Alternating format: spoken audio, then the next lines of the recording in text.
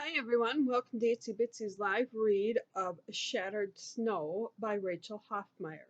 Chapter 1, 17 July 2069. Kelson trapped on his earbud, drowning out the sounds of the busy street corner with the steady beat of a bass drum. A guitar began accented strumming patterns, his signal to start walking. Cars kicked up wakes of mist from the recently rain-covered street as they drove past. Kelton ignored the spray on his face and measured his steps with even rhythm of the song while gripping two black duffel bag handles. He passed a filling station and glanced toward a low-tech security camera attached to an awning above the fuel pumps. It recorded his steps, creating the perfect alibi. Kelton always made sure he could be seen when he stole something. Continuing his steady pace, he reached into his jacket pocket and gripped the pen-sized ignition button hidden inside. He counted along with the beats, waiting for the musical drop he used as a signal to jump. 1, 2, 3, drop. Kelton pressed the ignition linked to his vest, and the space shifted around him. The car speeding down the street stopped, frozen in time, then faded into the ground.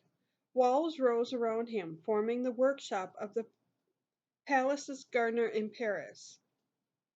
Kelton, Kelton stumbled to a stop and tensed his shoulders. A chilled stillness rushed across his skin.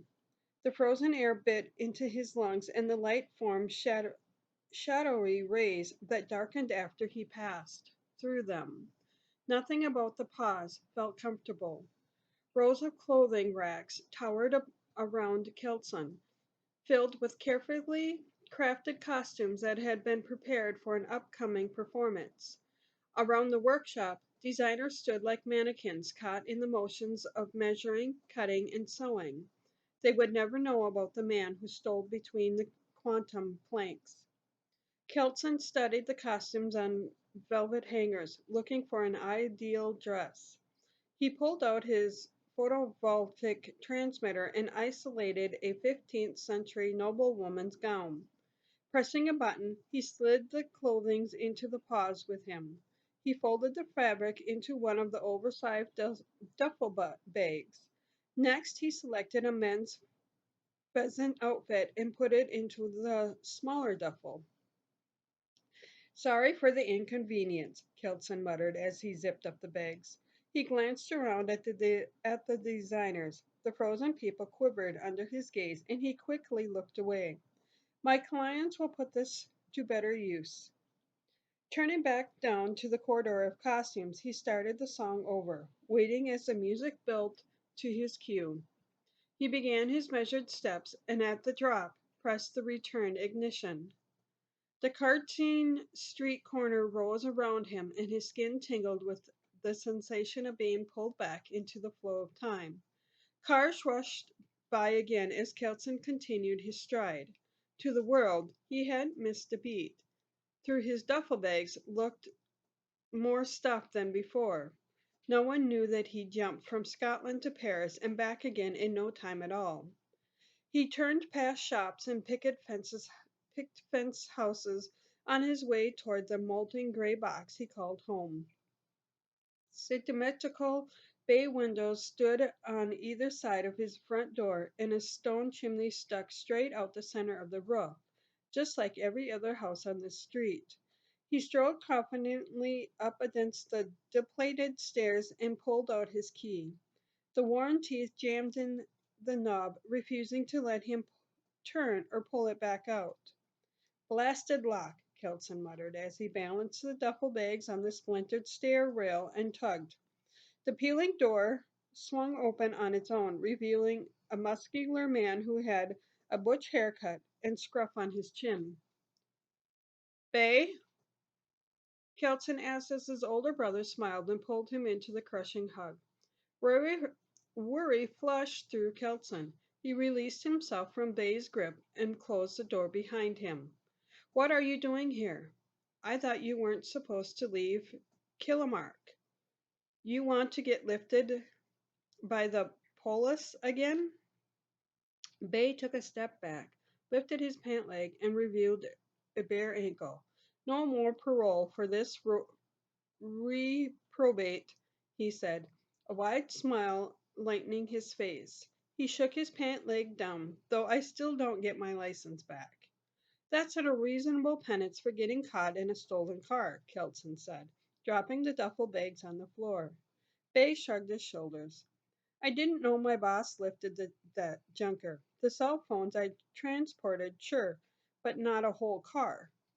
Kelson stepped into his front room, ignoring the peeling yellow wallpaper covered in dark spots where the previous owner had once hung pictures. Bay leaned over the armrest of the sunken couch and pulled a vase of Vibe energy drinks from the floor. Kelton hung his keys on a nail near the door and turned just in time to catch the aluminum can that Bay tossed at him. Today deserves a little rivalry, Bay said, opening his own can. Ah, Bay, I wish I'd known you were coming. I have work in 15 minutes. Kelton rolled the can around in his hands, offering his brother a truly apologetic smile. Work? Is that what's in those bags? Bay asked, with a look of mischievous curiosity. Kelton's stomach dropped. It was the same curiosity that always seemed to get Bay sucked into trouble. Finding out the contents of those duffel bags would be no exception. Isn't It's not anything. Kelson dropped the tab of his vibe and hid his face behind the can as he took a swig of the bitter drink. If Bay recognized his nervousness, he'd dig even deeper. Bay wrinkled his nose. I know that look. You've something rich in there. Kelson hesitated before he lowered the can and shrugged. Someone had to keep the secrets running after you left. Ah, has my baby brother finally come around to being a scoundrel? Bay laughed. I wouldn't call myself a complete scoundrel. There's a whole lot of gray between those black and white lines, Bay. Kelson folded his arms. Took you long enough to realize that, Bay said, straight faced. I certainly got my fair share of mortal lectures from you growing up. A smile cracked through Bay's somber expression and he winked. Don't worry. If it's the paraphernalia for the Cartnane gangs, I'm leaving it alone. I can't afford to go back to court again. Bay dropped onto the couch, slouching into the cushions. Might I offer a bit of advice, though? Stay off Edinburgh. My old crew is not what it was. In fact, Bay eyed the bags. Perhaps you can make those scarce and we could jam for a while. Bay pulled Kelson's guitar onto his lap. Kelson took the guitar and placed it back on its hook. I told you, Bay, I have work. Bay groaned and slapped the cushions as he pulled himself up from the sofa. Daylight's no time for crime, Kelts. I didn't quit my day job yet, Kelson said. Bay clicked his tongue, then sighed in disappointment. Fine, you keep the vibe then. I'll be back for it tomorrow.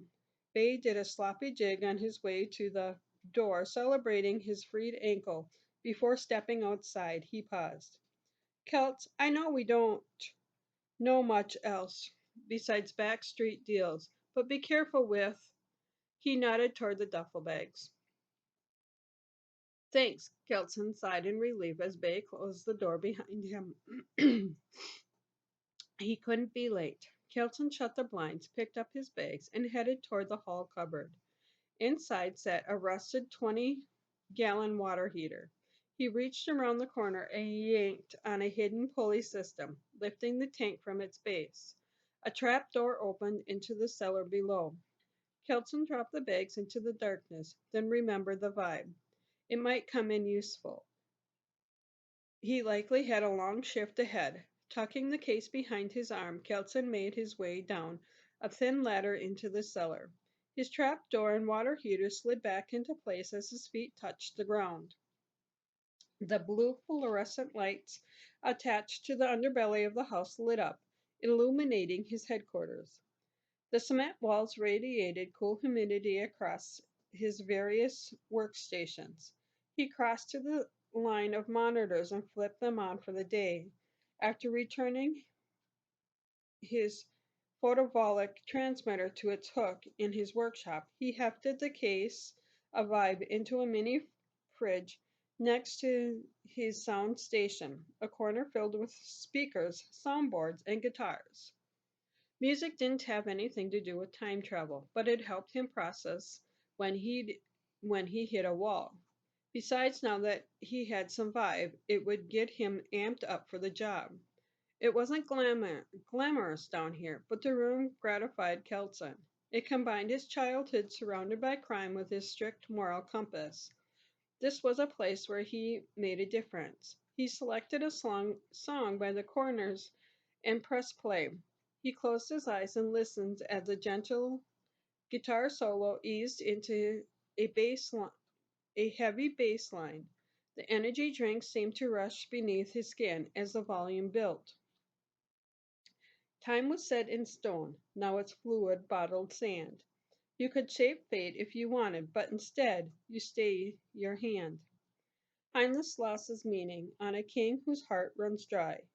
You study others' pain, watching as they die, saving what you see in the veins of history. To defend ancient remains, show your mortals wax and wane. You say that if we pull on the slightest living thread, the tapestry of time would be worn to tissued shreds.